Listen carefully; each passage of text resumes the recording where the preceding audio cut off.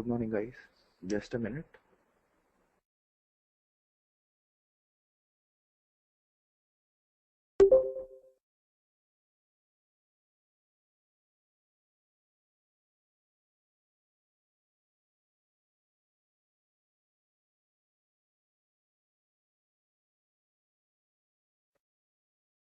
Okay.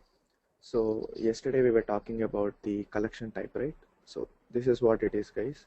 So let's say you have a requirement of storing multiple values in a single column. You would go ahead with a type called collection type. See here, generally you require a delimiter to save data, right? If within a single column, let's say you want in a single column you want multiple values. Let's say you want 10, 20, 30, 40, 50, like these 5 values you want to store. So the delimiter here is comma. Now, did I show you how to see the database HSQL DB? Did I show you how to see the HSQL database? Anybody? No. Okay. So this is how you can see it, guys. Nobody will generally do it in real time, but still, if you are interested, this is how you have to do it. You have something called HSQL.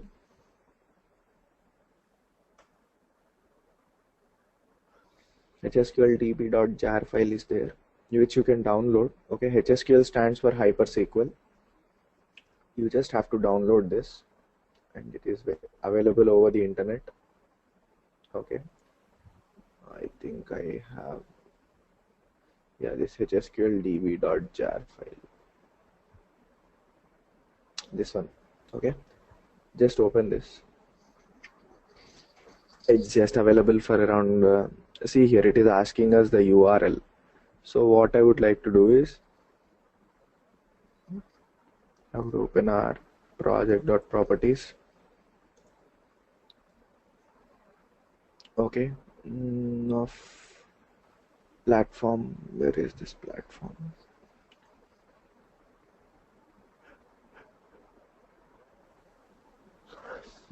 This one. Here I would go for db.url. Copy this URL.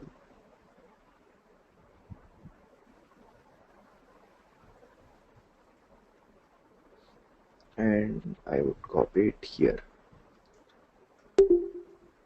Here it is showing complete this kind of path. So let me try to include the real path, which is morning batch, right? This is what I have created. This is it. So I would open the data folder and I would copy till here and would paste it here.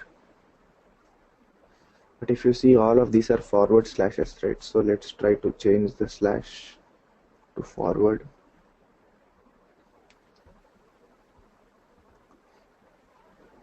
You cannot open this if your server is up.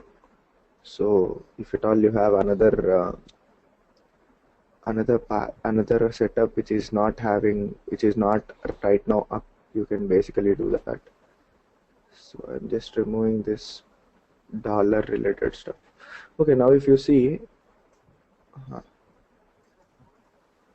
if you now see, this is what is your path URL. So I'm just copying the URL. But before that, I would like to show you that the username and all are same. See here, it is hsqldb.jdbc driver and SA. These are the default configurations, SA and this one, driver. So here in the URL, I would like to copy the default one which is there for us. Now,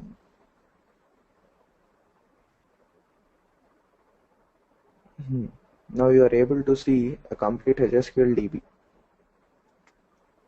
Whatever tables are there, if you're trying to see the table structure, this is how you can see. Nobody in a project will real time do this. I know this concept because I worked since 4.x version, 4.4.1 version of Hybris.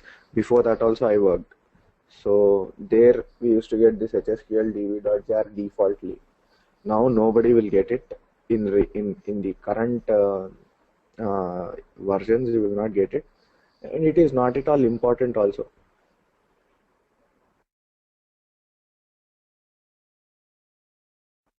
But if there are any database enthusiasts, then you guys can, if at all you want to know the table structures and all, this is how you can do. Now, I'll just try to see.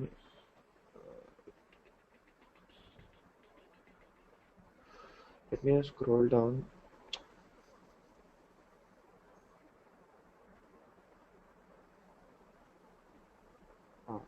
Products is the table, right? So if you open this, you will see the columns that are available in the products table. Okay, so I would say select a star. From here you can write a simple SQL. Normal SQL you can write. And let's say execute. Now you see the data being returned right now. I'll just try to scroll.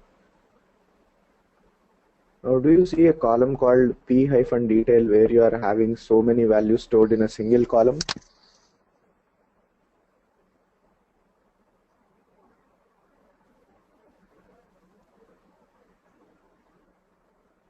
Hello? Yes, correct. Yes, correct. Yes. So it's more like the concept that I told you, right? This one. A user having multiple data. Will you store the data this way or this way? I can store the same value which you see here in that row comma, that primary key comma 1, primary key comma this particular 654, that primary key comma 726, 798, 870. This way I can store multiple rows, or I can store them this way. So what is more efficient and what is more reliable for you is all dependent on how well you design it. Okay. So if you understand the relation between two different entities, then you will be able to find out. See here, this is p_thumbnails. That means different sets of images that are available for a particular product.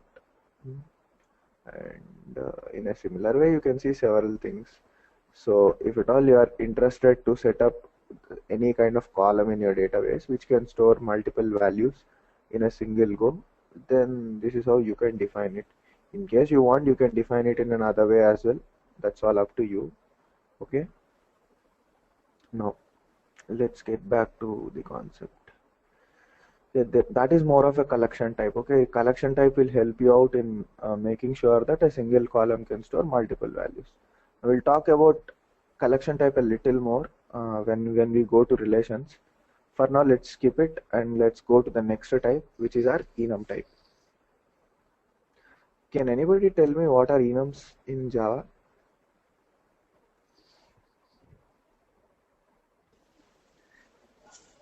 Enums are like, what I mean, if you know what the object has a values like, how can we say?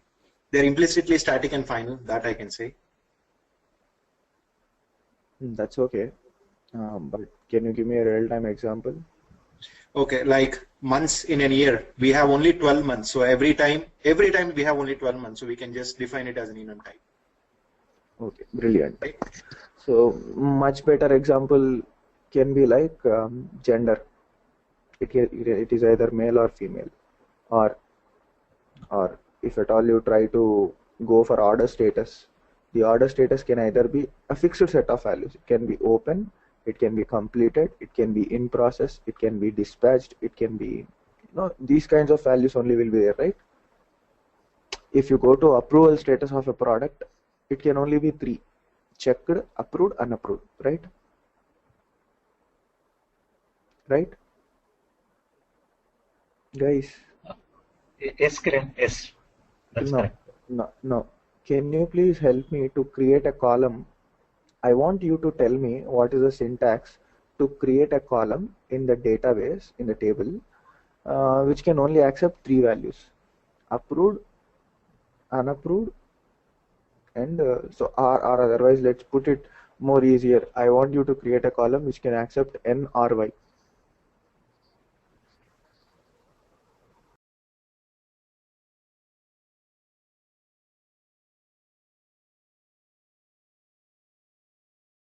only these two. Can you please help me out? Anybody? Take 2 minutes of time. I'll be on mute. Use Google or whatever you want. But at the end of 2 minutes, just tell me. Okay, I'll ask you, then you can tell me. Because you should know what is internally happening when you are writing an XML file. So I just want you to create a column in the table which can accept only two values. It should accept only two values and not more than that. Okay. Use Google.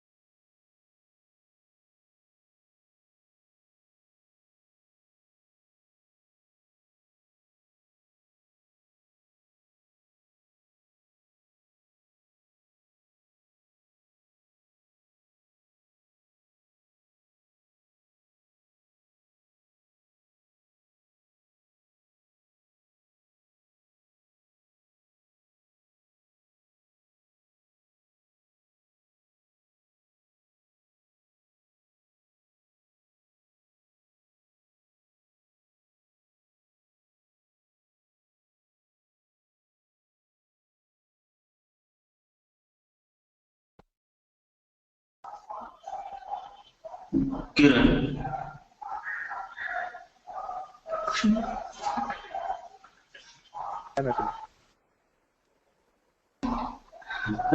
you want the table, how to create the table for the fixed values, right? I want a column. Yeah, create table, okay? The enum in the bracket of will be to, if you require three values, means approved, checked, and unchecked, right? So create table, size, name, enum. You can mention your values, fixed values, whatever your values. Wrong. That's not how you define it.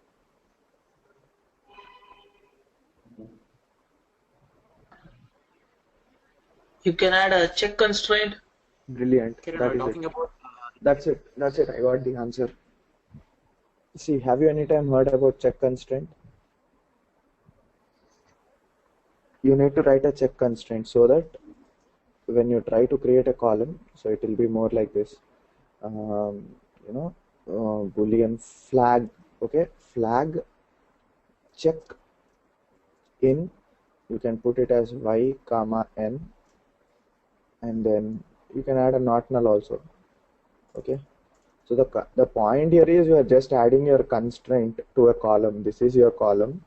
You can have your data type here, and then you would have your constraints written, right? So there's a check constraint which you can write in which you can mention the set of values that you want. So my point here is when you have an enum type, you will not basically try to do any extra things.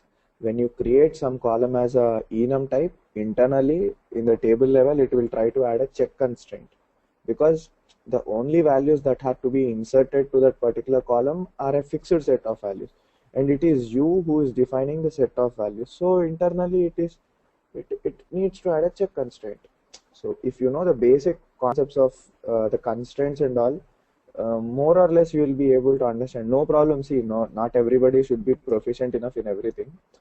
If you try to find out the best ways of learning, then probably you will know how and what things are happening whenever you are trying to play around with your code. Okay, so this is how it is, guys. I create an enum type. Okay, let's say credit card types. There can be only 4 possible credit card types. Okay, Amex, Visa, Master, and Diners. You want to add one more, you can add one more. What you will do, this will be your data type. This name, the code that you see here, should be the data type of a particular column that you create. So you go to any product, okay, not just product, let's say you go to code equal to, let's say product. Okay, you see something called code equal to product. This is your, see here, this is your table in which you are having a column. Here you have type. You can either mention it as a collection type, or probably you can mention it as uh, atomic type, or you can also mention an enum type. If you are mentioning enum type, whatever values are given in that particular enum type, only those values can be given to this particular column. You got my point, guys? You got my point? Yes, When to use enum type? So in want to use product, fixed set. for an approval, you want to use a fixed set of values to a particular column, define it as an enum type. That enum type you define first, what values can be given, then use the same enum type here in your data type. So that will solve your problem. Got the point? Just write it down now. So whenever a requirement comes, try to analyze it from that perspective, whether you want to go ahead with, see, there are some default enums already given for us. See here, payment status can either be paid, part paid, not paid. Delivery status is not shipped, part shipped, shipped. You can add more options to it. Don't worry. Just that I'll tell you how to customize the existing one. Let's say for order status itself, you want to add some more extra values. You don't want to extend this order status and say Nike order status and create something. You want to modify the existing enum type. How do you do that and all that we'll see. You can customize the existing ones also.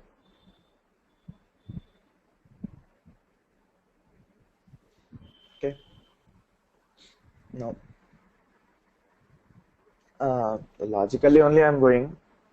This type is called map type. Okay, the next type that I'm trying to talk about is called a map type. But don't worry more about it. Okay, when you go for a map type, this is how it should be, guys. You want a column which should store key value pairs. That means you give two different values. You want to give two different values uh, in the same column. Let's say for English, the name of this column is ABC. In Hindi, the name of the column is some PQR. In Telugu, the name of this column is some, let's say, XYZ. You want to give this way, the same column is taking different values for different languages, or probably here language is the key. You want a separate key to be defined and give a value, you can go ahead with map types. So define a map type, define how the key should be, define what the value should be, whether it is string comma string, whether it is integer comma string. What do you want? User defined data type comma user defined data type. Whatever you want, you can define it, but generally 99.9% of the cases you would never use a map type. That is a very poor way of designing, but still you have it. Okay, Hybris internally has defined some custom data types, custom columns for its internal tables, which are given to us in a seed data with map types, but we never create them. In case you want, you can go ahead. I'll try to show you here. I'll show you a better way of understanding this particular thing. See here, you have a map type where you have this particular map, and the return type is integer, and then they write some key value pair concept inside. So what is happening and all. For now, just ignore this particular thing, but just remember that map type is also a data type. You can whatever map type you create, the same code, so this will be used as your data type.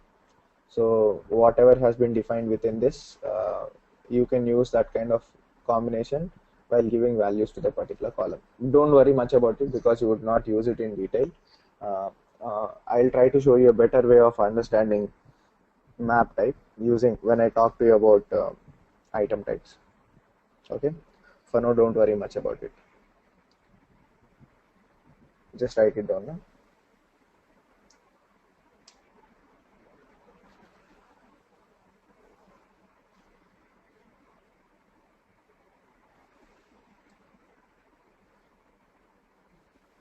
And now Relations. See guys, first of all, before we see the relations tag, I would like to discuss a little about our, the point or the concept of relations. See, when there is a word called relation, you require two or more than two entities. Okay. If there are two things, then you can establish a relation between them. So if you are talking about relation, you require a source and you would require a target, right? And there are three possible relations that can be there, either one to one, or one to many, or many to many. These are the only three relations that are possible. You have one to many to many. Now if you have one to one, it's like one primary key is to one primary key. There can be user one, who can place only one order, and this is the only order that he can place. This is okay. It's more like user can have only one username. This is what should I say? The one-to-one relation, right? One user can have only one login ID. He cannot have multiple login IDs. That's a one-to-one relation. One user can place many number of orders. He can place O1, O2, O3. He can place so on. Now many to many means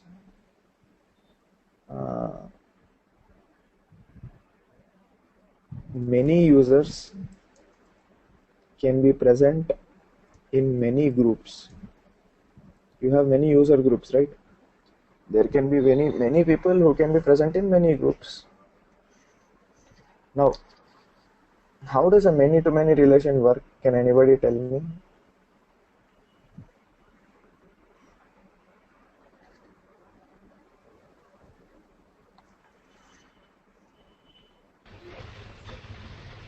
Kiran, it will create a table internally actually.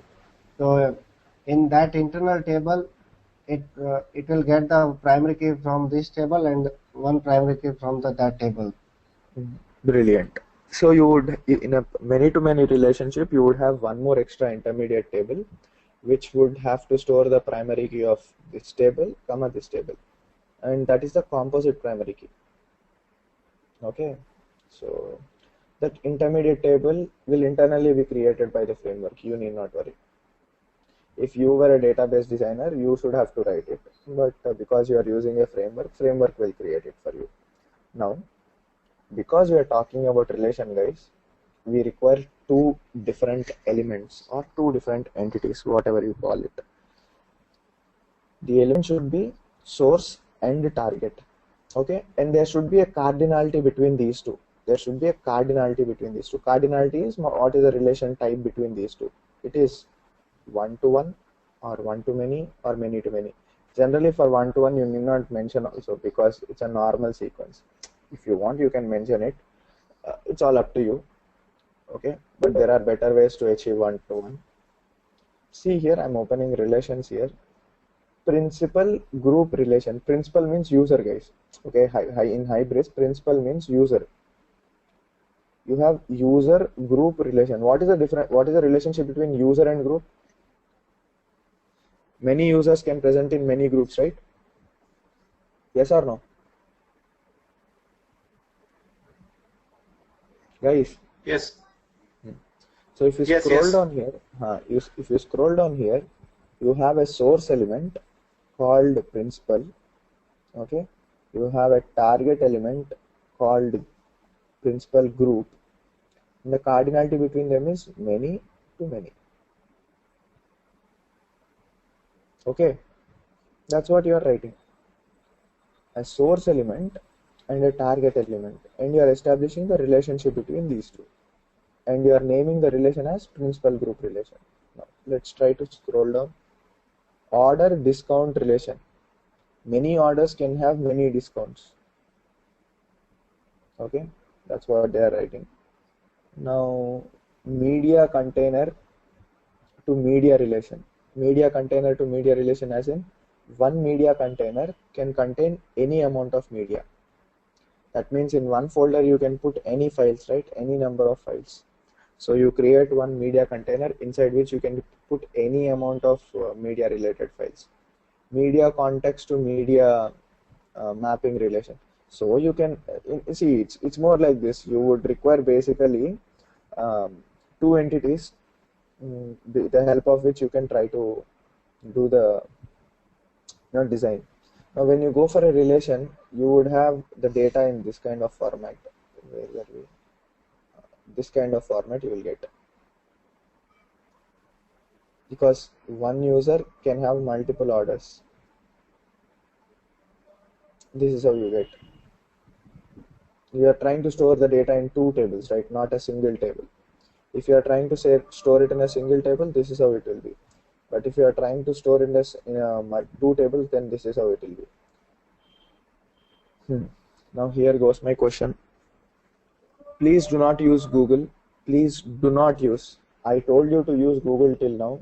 Do not use Google. Can you please think? I'll give you 5 minutes of time. This is not so easy question. Think for 5 minutes. Now your time starts at 7:50. I'll unmute myself at 7:55. You tell me at that point of time. When should I go for collections? When should I go for relations? This is a very